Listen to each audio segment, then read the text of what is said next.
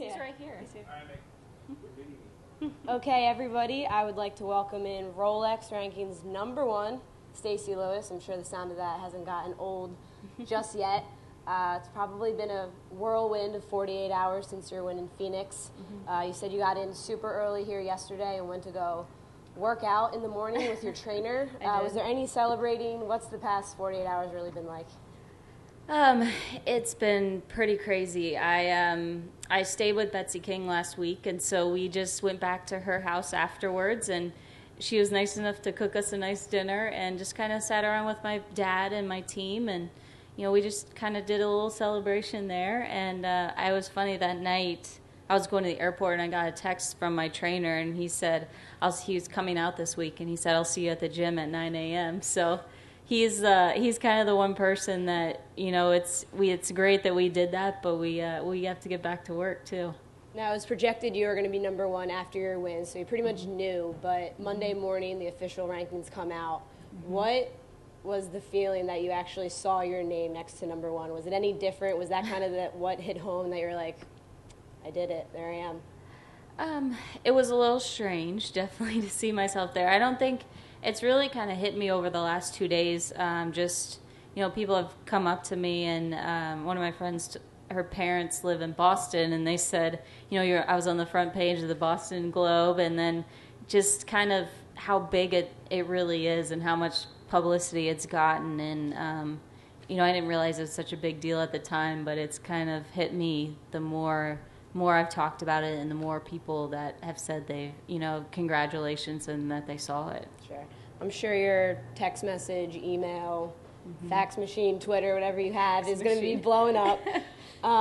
Talk about, I guess, the most special person that reached out to you, something that really kind of hit home that you said, wow, thanks for reaching out. This is a big deal.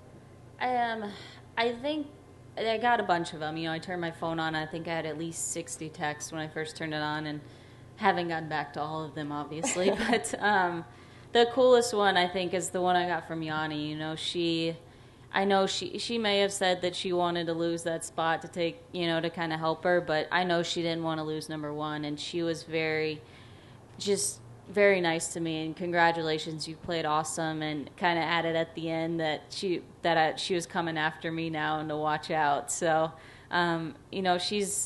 we've kind of have a cool relationship built over the last few years, and I think it's something that's going to continue over the next couple. Now, there's been so much talk about the stigma, the pressure of #1, both on the women's side, the men's side. It's been said that you think you'll thrive in that. What are you looking forward to the most to holding the #1 spot, having that target on your back every week? I don't know. I don't know what I'm looking forward to. I just know that I'm going to have fun. And I know there's a lot of people that would love to be in my position right now, and that's why I just want to have fun and enjoy it. And I'm not going to say I want to be in this position for a certain number of weeks or years, because you can't do that. There's too many other good players out here. So I'm going to just enjoy this position and keep trying to win golf tournaments.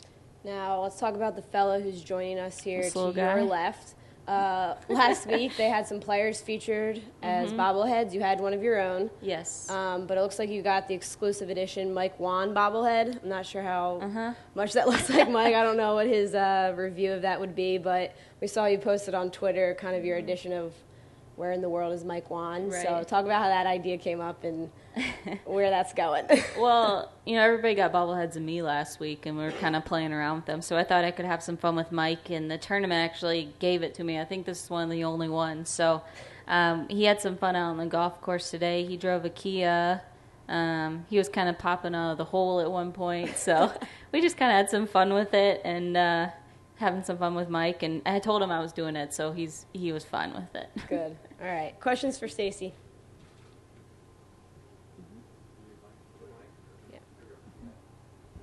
Hi, Stacy. Dave Smith, NBC here locally. Welcome. Saw you out there on 18 as you were finishing up a little practice round today. Can you tell us your thoughts about 18? It's kind of a special finishing hole, and interested to hear what you think about that.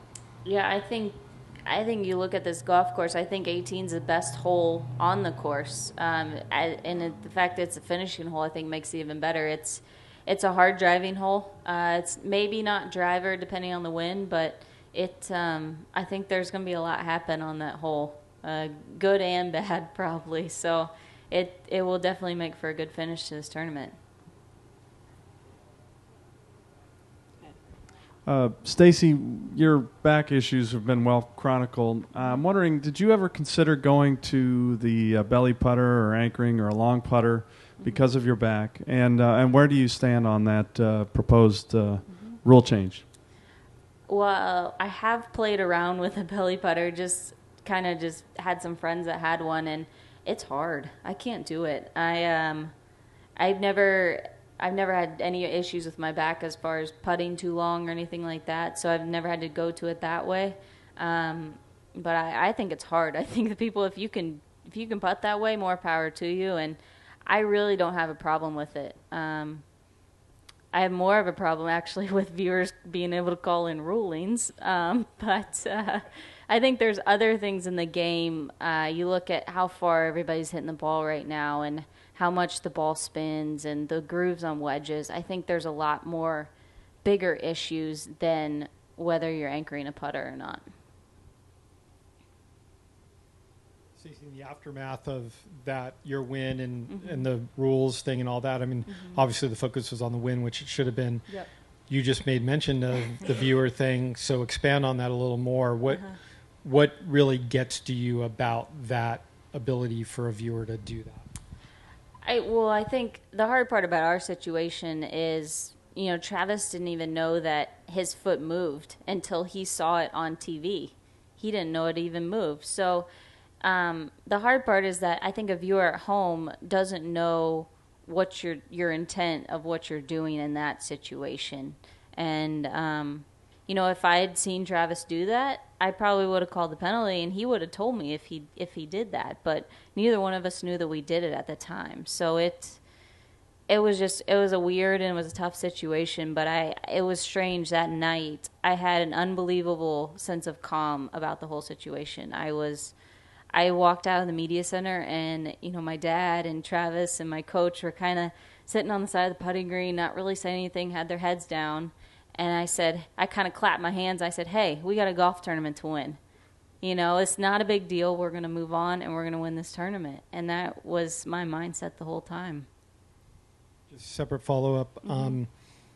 The last holes here, you talked about 18. How about 16 and 17? 16, did you try that today? I saw, players are kind of trying both things. Yep. And then 17 is one of the longer par fives. Just seems like a neat closing stretch, but tell us a little bit about 16 and 17. Yeah, 16, it'll have obviously from the up tee, it will be drivable. I hit it on the front of the green today. I think 16 a lot will depend where the pin is. If it's a back pin and it's drivable, I don't really know if it's worth it. So I think a lot of this golf course is, depending on the hole locations, kind of where you hit it, whether you go for a par 5 or whether you don't.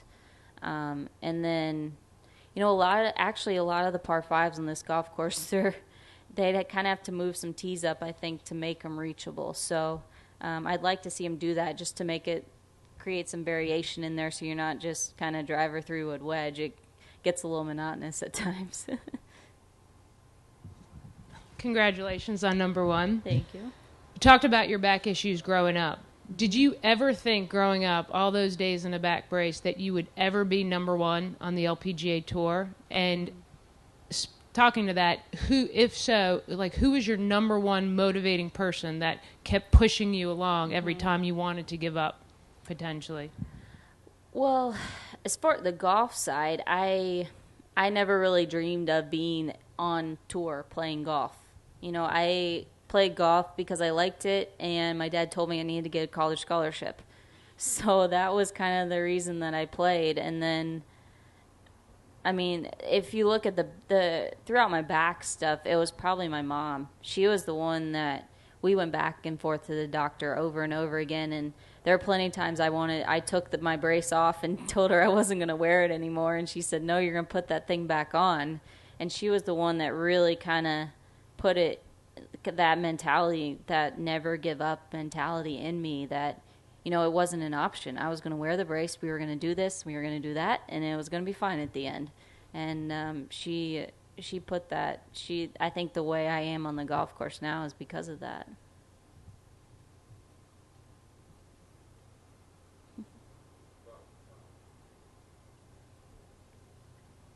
Stacy, can you speak about the global growth of the LPGA this year? There's 28 full field events and just 14 in the U.S., one less than last year. Mm-hmm. Do you think it's fair to say that golf is growing more around the world, women's golf maybe more around the world than in the U.S.? I don't know. I think the whole game is becoming more global just because of the players that we have. We have players from Thailand, so we have a tournament in Thailand. We have players in Japan, so we have a tournament in Japan. So I think it's pretty fair to say that we go play where our players are from, and I think that's only fair to them. They come and play here, so we should go play there too. But at the same time, it's a U.S.-based tour, and we want to keep it that way. So I think the more events we can get in the U.S. is always better for the tour. So we've added some domestic events, and I feel like we're moving in the right direction. But I think it would be unfair if we didn't go play where all of our stars are from. Sure. Just to follow up, 5 majors this year, and you have three of the tournaments. There's an off week before the event. Mm-hmm. Do you like having an off week in terms of preparation, or would you prefer to be playing a lot up until the events? I would rather be playing. I always seem to play better when I have kind of some momentum going. So I would definitely rather play leading up to majors, but can't really do too much about that. But a lot of the times, it's hard if we play in the States and then have the next week we play in France. The travel is too hard. So in that aspect, I don't mind it so much. Thank you.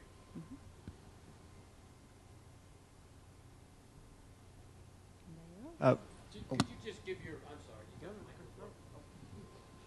sorry. Without giving away too many secrets, your reading of greens has you've cited as something that's really improved. Mm-hmm. It seems like kind of a blend of some science and other stuff. Mm-hmm.